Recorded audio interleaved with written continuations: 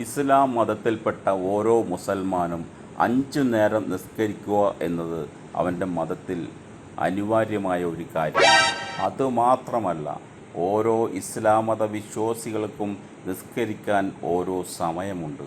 ആ സമയം തെറ്റിക്കഴിഞ്ഞാൽ പിന്നെ അവർക്ക് നിസ്കരിക്കുവാൻ കഴിയില്ല.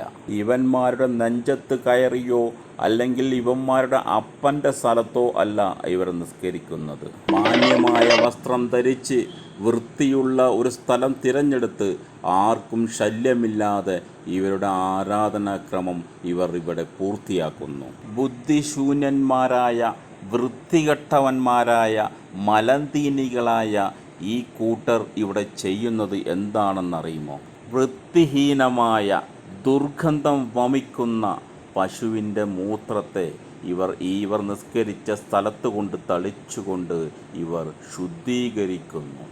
ഇവരെ നമുക്ക് എന്ത് വിളിക്കാം?